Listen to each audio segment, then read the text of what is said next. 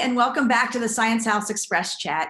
I'm Kim Jervis. I'm the director of the North Carolina Science Olympiad program.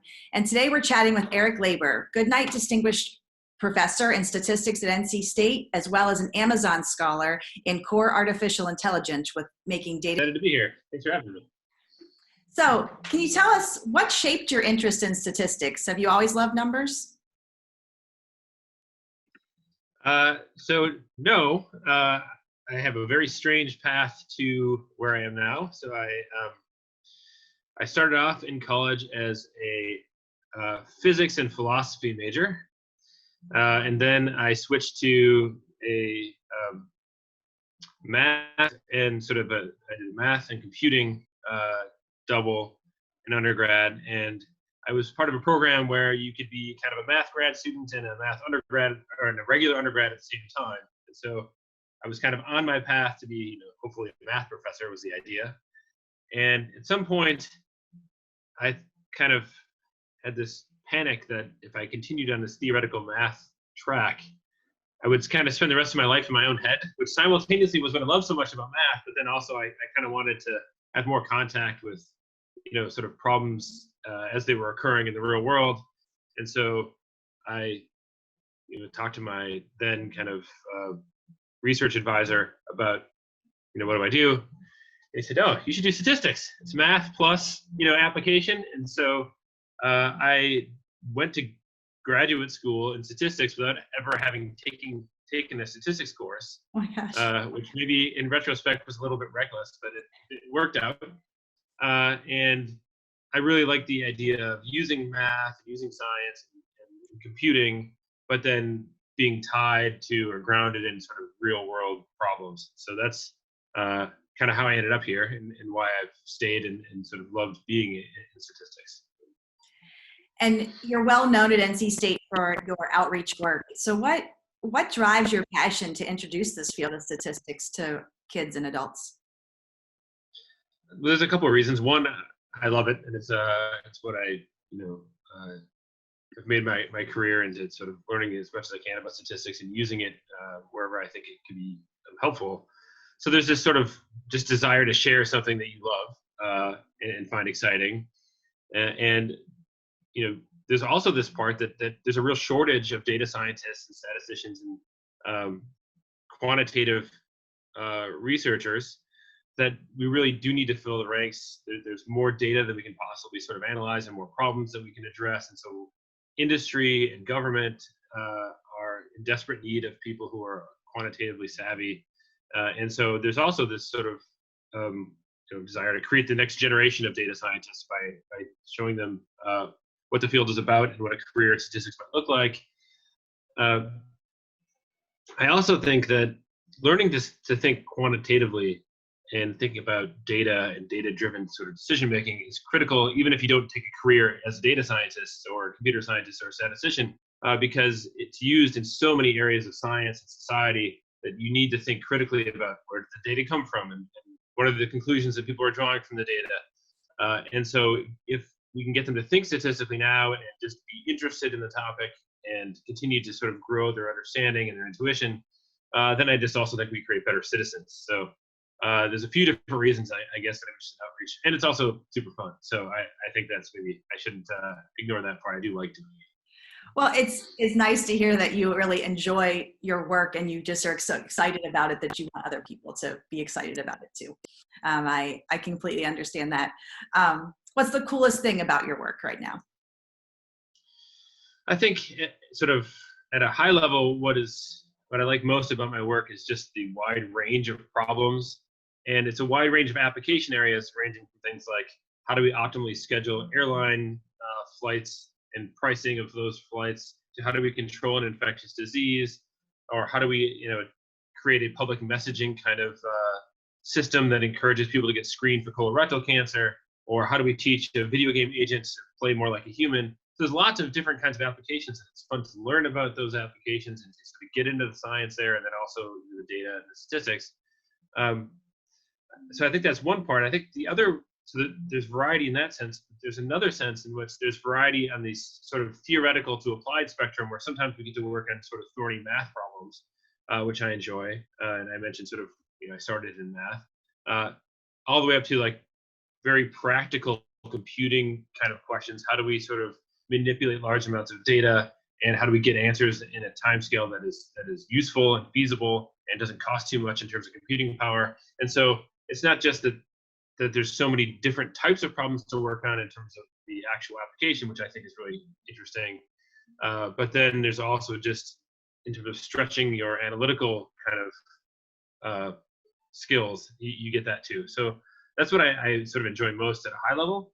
I think right now, in terms of the projects we're working on, I'm pretty excited about some of our work in sequential decision making for what I'll call kind of expensive high risk problems. So things like if you are allocating treatment for very, very sick patients and every decision is really important, or how do we allocate resources in the control of an infectious disease? So COVID is an obvious example that comes to mind presently, but we worked on Ebola and malaria and other areas. And one of the things that is really difficult and I think important is how do we capture this trade-off between getting information that helps us make better decisions in the future with making the best decision given the information we have right now. And those that have tried to dig into the COVID data, for example, have realized that there's a lot of data, but there's also it's not everything that you would need to have high quality decisions, because we're in new territory. So when you're talking about an emerging or a new disease like this, you don't know what the effects of these interventions are going to be. And so, we're looking at data that's sometimes 100 years old to try to understand what will happen if we close a school or if we have a stay-at-home order. And so there's obviously value to collecting information, but there's also a very high cost to waiting, right? And I think we're all feeling that. And so how do we mathematize all that? And how do we implement that? So people have thought about this problem in what I would call low-risk contexts, like if you were displaying an ad to try to get somebody to buy some product online, you might say, well, I don't know quite what the right ad is to show them how it should be displayed, what the wording should be, what the color scheme should be, or maybe which product I should be advertising. That's something where you want to gather information to decide how to make better decisions for future customers, but it doesn't cost you very much to put an ad up and say, did they like it or not, did they click it or not? But that's not the case when you're talking about something like controlling an infectious disease or deciding, which treatment to give a very ill cancer patient when your opportunities to intervene are very limited. So we're working on that side of this experimental design, data collection, and decision making. I really think that is maybe the thing I'm most excited about currently. Can you tell us just a little bit about, when you say you're working on these problems, like what is it that you do so that you're trying? I know that you're trying to build models and you're using algorithms, but what does that actually look like? Okay, so it depends on the kind of application. So maybe I'll give a couple examples. One example would be something like in Florida, they're looking, we're working with people at the University of Florida on what kind of messages to send people to get them to go get screened for colorectal cancer. And the message we send them can be tailored to varying degrees. So it might be a very generic kind of, you should get screened because it's important, sort of form letter kind of, or it could be very tailored. It could reference your sex and your age and other risk factors that you might have based on your medical history or your family history. And the idea is what's going to be most effective? How are we going to get people who are most at risk to go and get screened? So that workflow might be something like, and in this particular case, it was working with those researchers who are in health communications and in oncology to design a trial to evaluate different types of messaging. So it's designing, okay, well, if we're going to run a trial, what kind of messages should we send to what type of people? So we can then analyze the data and learn about what's effective, and then go and deploy that in this healthcare system if it looks to be effective. So the sort of the end-to-end part is, well, what's the scientific goal, or what's the health goal? The health goal is getting more people to get screened.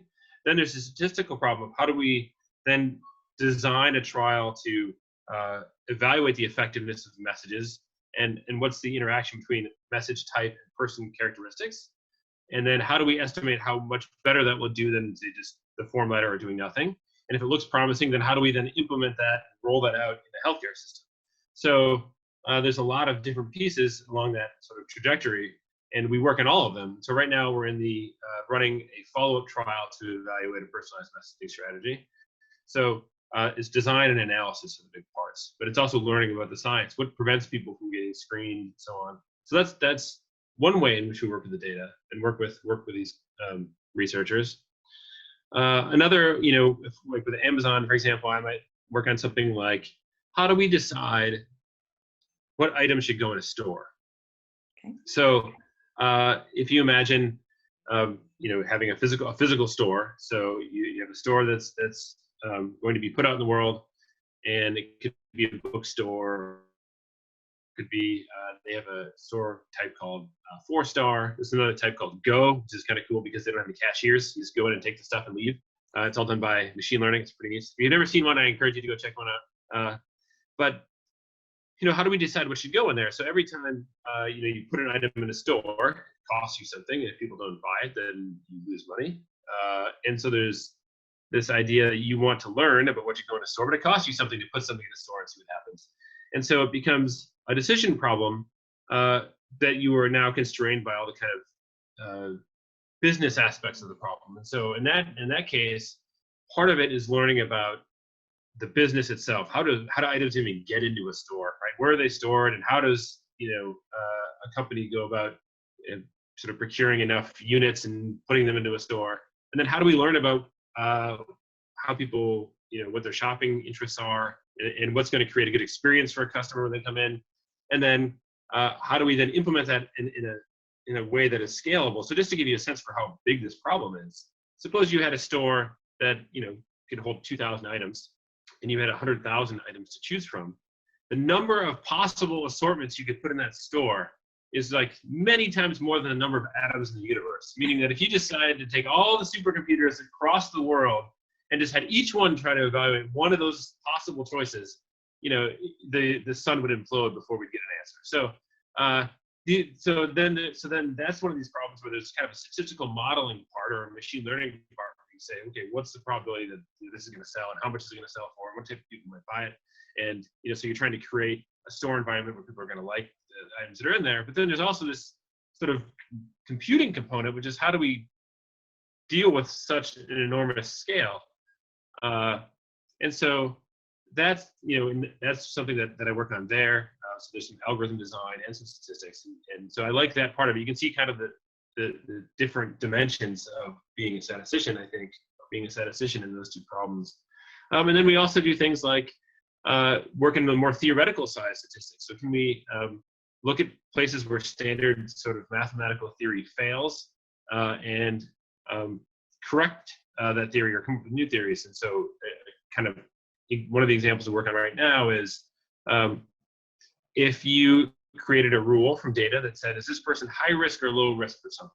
Is for some kind of disease, let's say, right? So you estimate that rule from data, and now you want to use it in your healthcare system. So they come in, you assess them. If they're high risk, you're going to do one thing. If they're low risk, you're going to do another. And you want to know, well, what's the performance of that rule I just created? How well will it work in terms of health outcomes? It turns out that standard statistical methods don't work in that problem, even though it's a very simple problem and it's a very common, easy to describe problem. And so what can you do to sort of correct inference so we can make proper sort of quantification of uncertainties and so on? So I guess there's three kinds of problems, and so that's more on the maths or sort of theoretical side, whereas these other ones are sort of more grounded in application. Oh, I love your Amazon example, because I think we've all spent a fair bit of time with our online shopping lately, and it's interesting to think about how many people have to be involved to see what goes into that shopping cart, and then what else is being suggested to me at the bottom, because hey, I bought this, and everybody else who buys this also looks at this, and how that affects the whole business model of what goes in the store. Because you're right, you can't have everything in your store, and it costs you money to house it and have people advertise for it. And so you've got to figure out what those margins are. And there's so much math involved to shopping. Yeah, I mean, the scale and the complexity is it's hard to wrap your head around. And the prioritization. So now, we're trying. There's this notion that people need different things because of the stay-at-home order, COVID, and so on. So how do we make sure that those items can get to people quickly, and how do you sort of pivot to make sure that can happen? So there's even the best laid plans can sometimes, you end up with some unexpected major event like this, and everything has to change. So making sure that your systems are also robust is another consideration. Yeah. So what do you think the biggest challenge is in your research? There's a couple of challenges, I think, that sort of recur. One is just taking the problem in the domain which it's being asked. How do we get people to get screened for colorectal cancer? How do we make sure that customers have good experience when they come into a store? How do we make sure that we have a robust schedule for our flights, so that if there's a delay from weather or some other issue, that we don't disrupt things too much for people? Or what's the right treatment to give to this particular patient given their health status, and so on. So there's taking that and then making it into a statistical problem, and making sure that you can do the analysis and bring back relevant domain information. So that's one thing that happens all the time. I think another one is prioritization. So by that I mean, all these problems I'm talking about are very complicated. They have many different parts, and you have to decide where the real big impact areas of a problem are that you're going to focus your energies on, and which parts you're going to have to either ignore or do kind of crude approximations to. So because no mathematical model is perfect, right? No statistical model is perfect, and so you have to make choices about which are the what are the really important things that you're going to try to get right, and which things you're going to kind of ignore or fudge on. And so that really requires you to dig in on the science part of the problem, or the domain part, to understand what's really critical. Because if you don't get that right, then no matter how sophisticated your analyses are, the results may not be useful. So people say that you can make numbers say anything. So in your work, which is all numbers and making these models, how would you address that? Or how do you talk to people who have kind of maybe a mistrust of the numbers? Well, that's right. And you do see this a lot. People do try to present things in a way that is, obviously favoring whatever sort of perspective they are trying to push. I think the more outreach we do, it can teach people to sort of catch maybe little flags that something is being presented in a way that is misleading. And so, people might have an awkward wording, or they might show a graphic that looks very striking, but if closer inspection sort of reveals that it's very misleading. Very simple things like changing the axes, or the scale or something. So by doing this outreach, we hope to make people better critical thinkers when it comes to that kind of issue. And as a statistician, we sort of try to fight against that by being very careful with what we say, and qualifying our analyses appropriately, and really trying to be diligent in terms of quantifying sources of uncertainty or sources of bias, so that we aren't overstating results, and we aren't giving misleading results.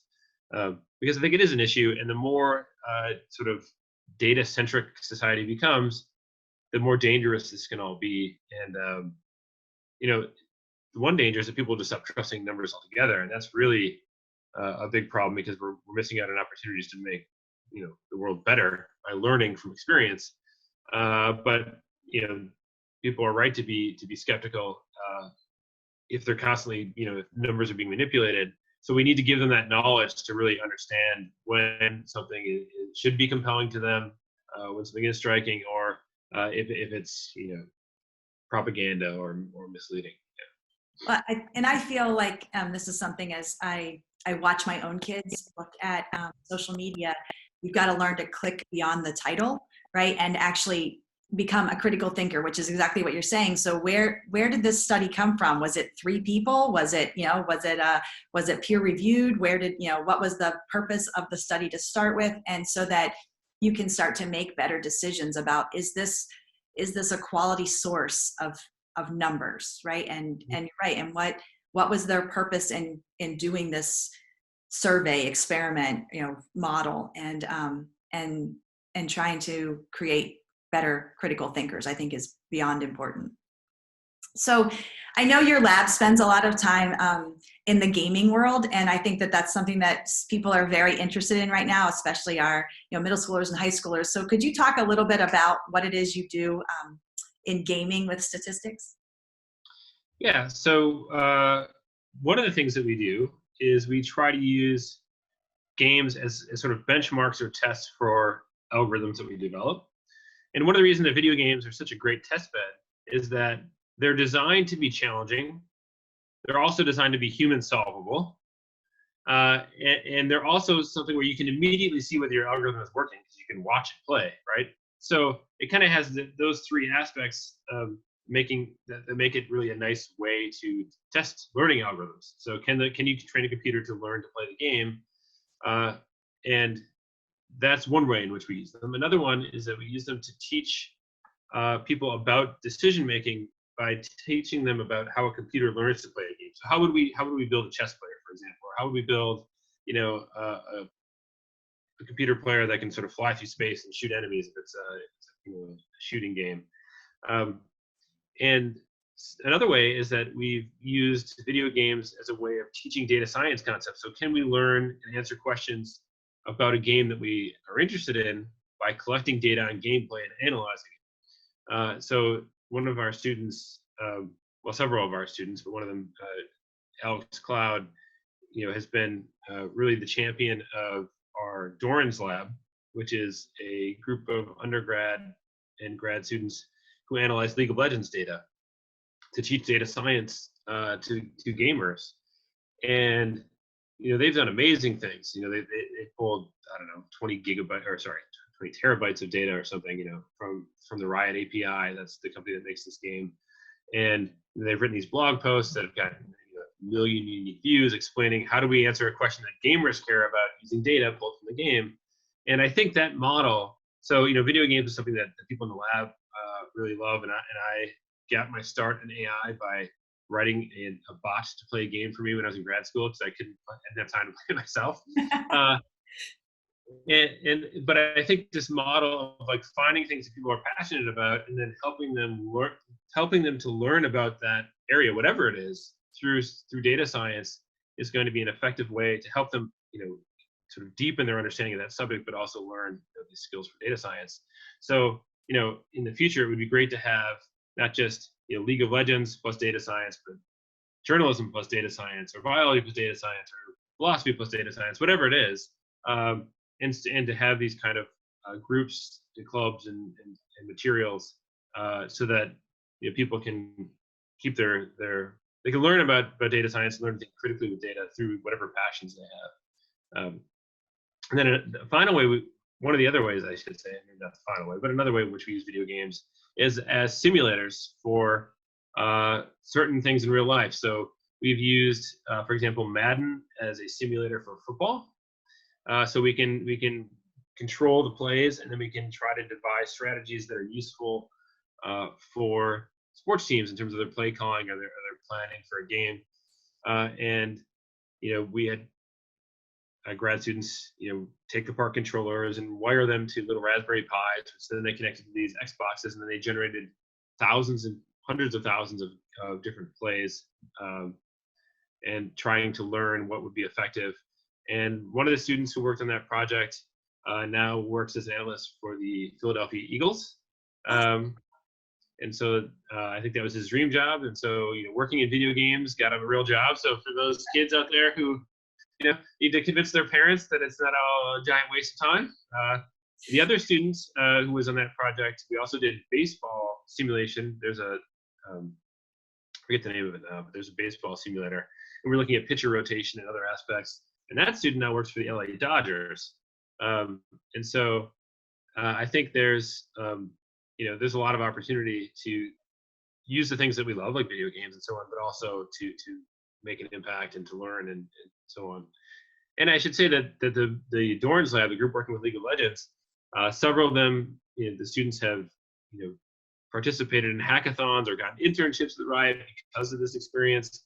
And so it is paying dividends, I think, for these students, even though, once we got this is true, I got an email from someone in the admin, I won't say who it was, but I walked by our lab and the kids were just playing video games in there. you know, so that, and I explained that this is part of the research, and so they're supposed to be in there playing video games. That's what they're doing. But so not it's not obvious to everyone that when you see somebody playing a video game in the middle of the day, that's really research. But it is, and it is serious research and complicated research, but it doesn't look that way from the outside sometimes. And I think it's important, like you've mentioned so many careers or interests that pair to data science. There's really nothing left, I don't think, in our world that doesn't in some way pair with data, but we have to become producers and not consumers of just 10,000 hours of a video game with no, there is research being done in your lab on the data that you're collecting. It's not just mindless video game playing for hours and hours, right? That's so right. what would you suggest to people who are interested in maybe data science? I've got students or teachers right now who are interested in helping their students learn more about data science. What should they try or do now? I think so. There's always this recommendation about a technical learning: learn to program, learn to analyze data, to manipulate data. So I think that's true. But I would also encourage people to try to dig into something they care about, use it, and by getting data on that thing. So if you really are into a particular sport, go and get data. There's great data on professional sports. I just found out yesterday that somebody collected data on all the Loch Ness monster sightings.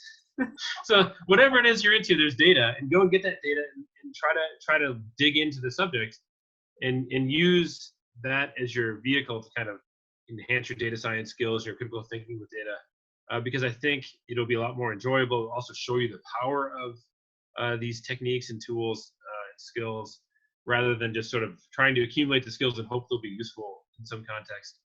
So, the Major League Baseball releases all their data. You can get data on NHL, tennis, soccer, not squash yet. That's something I care a lot about, and that's a sport that I play, and I not being able to get a lot of good data. So I'm thinking about writing a little script that will go and scrape video and get data. But that's what I would encourage. And I think that for the teachers out there, finding good case studies, and also leveraging just critical thinking more so than technical skills, at least initially. We all have a lot of skills that sometimes we're afraid to leverage when we are faced with a math problem. We feel like we need to find what the right way is to approach that problem based on something we've been taught or something that's in a book somewhere. But trust that you have intuition to think through these things, and just sometimes thinking carefully and reasoning about a problem. Okay, well, how are the data collected? How could things have gone wrong? What conclusions are they drawing? Are these really justified? Are there other explanations? Those kind of questions don't really require a technical background, but focusing on those and then maybe formalizing them after you sort of have some intuition is I think a maybe better path towards understanding statistics than memorizing tables or formulas. So I think that kind of activity-based learning is really useful for teachers. And there's a creative side to that too, right? So now you have this data that you've analyzed, but how do you tell others about that data?